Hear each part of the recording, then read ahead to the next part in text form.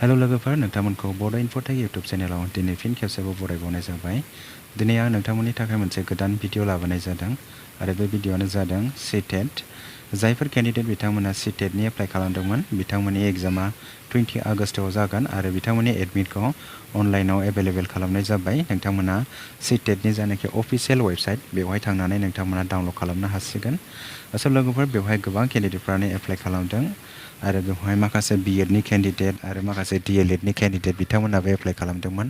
नाथाय B.Ed नि जानाखि केन्डिडेट बिथांमोना एसे गोनो गोथोआव दङ, जायनाखि सुप्रिम कर्टनिफ्राय मोनसे अर्डार ओंखारदों 11 आगस्टआव बेवहाय B.Ed नि केन्डिडेटफोरखौ लवार प्राइमारिनि थाखाय बा पेपार 1 नि थाखाय एलिजिबिलिटि जानाय नङा होननानै बुंनाय जादों। नाथाय नोंथांमोनहा बेखौ हैगोन हैया बेबायदि गोनो गोथो जानानै दङ। दा जायफोर केन्डिडेट बिथांमोना B.Ed नि केन्डिडेट बिथांमोना पेपार 1 खौ हैला होननानै सानदोंमोन बिथांमोना हैबानो जाबाय। मानो होनोब्ला दिनैसिमबो मोनसे NCT निफ्राय मोनसे जायनाखि गाइडलाइन्स फैनांगौ बे गाइडलाइन्सखौ दिनैसिमबो होथ'नाय जायाखै। नोंथांमोना हैनानै दोनबानो जाबाय।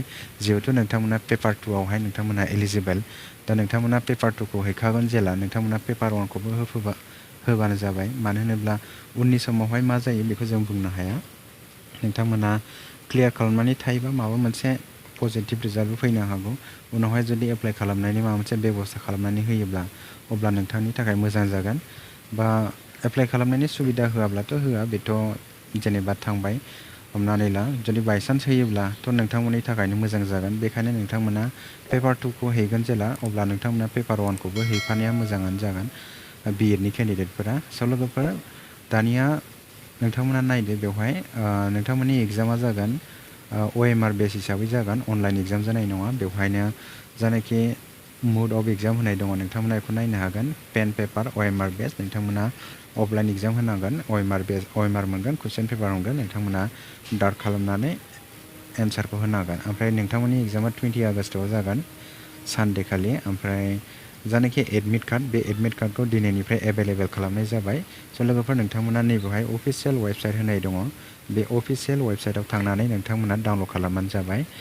दानिया माबोरै डाउनलड खालामनांगौ आं नोंथांमोननो देखायगोन। नोंथांमोना अफिसियेल वेबसाइटआव थांनानै जायनाखि एडमिट कार्डनि लिंक होनाय दङ डाउनलड एडमिट कार्ड, बेवहाय नोंथांमोना हाबहैदो। बेनि उनावहाय नोंथांमोना नैबेबायदि मोनसे इन्टारफेस फैगोन। बे इन्टारफेसाव नोंथांमोना नैबेवहाय नोंथांनि जायनाखि एप्लिकेसन नाम्बार बे एप्लिकेसन नाम्बारखौ नोंथांमोना नैबे फार्स्टआव टाइप खालामनानै होबानो जाबाय। जेरै दं एरै एप्लाइ खालामनाय समाव जायनाखि एप्लिकेसन नाम्बार मोनदोंमोन। बेनि उनावहाय नोंथाङा नोंथांनि डेट अफ बार्थखौ नैबेयाव सेलेक्ट खालामनानै होदो, डेट मान्थ ओमफ्राय इयार बेखौ। बेनि उनावहाय नैबेयाव मोनसे सिकिउरिटि पिन फैगोन। बे सिकिउरिटि पिनखौ जेरै दं एरै नोंथाङा नैबेयाव टाइप खालामनानै होबानो जाबाय। स्मल लेटार बा स्मल लेटार, केपिटेल लेटार बा केपिटेल आरो निउमारिक नाम्बार थानायबा निउमारिक नाम्बार जेरै दं बेबायदि टाइप खालामनानै नोंथाङा नैबेयाव साबमिट बाटनाव क्लिक खालामनानै होदो। बेनि उनाव नोंथांनि सिगाङाव मोनसे एडमिट कार्डआ श' जागोन, नोंथांनि एडमिटआ। बेनि उनावहाय नोंथाङा डाउनलड खालामनानै प्रिन्ट आउट खालामनानै लाबानो जाबाय। बेबायदिनो नोंथाङा प्रिन्ट आउट खालामनानै लादो, ओमफ्राय नोंथाङा एग्जामखौ मोजाङै हैबानो जाबाय। स' लोगोफोर बेखिनियानोसै। नोंथांमोना जायनाखि केन्डिडेट बिथांमोना CTET नि एप्लाइ खालामदों बिथांमोना एडमिट कार्डखौ डाउनलड खालामनानै नोंथांमोना एग्जामखौ हैबानो जाबाय। आरो जायनाखि CTET नि केन्डिडेट बिथांमोना एग्जामखौ हैगोन बिथांमोननि थाखाय बेस्ट अफ लाक थाबाय, जाहाथे नोंथांमोना एग्जामखौ मोजाङैनो लिरनानै फैनो हायो। बयनिसिमबो गोजोन हामलायनाय जासिहरनाय जाबाय। स' लोगोफोर भिडिअआ बेखिनियानोसै। नोंथांमोना भिडिअखौ मोजां मोनदोंब्ला लाइक आरो शेयार खालामनानै होबानो जाबाय।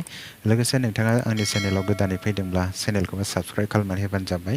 स' लोगोफोर भिडिअआ एसेनोसै। गोजोन्थों। Thank you.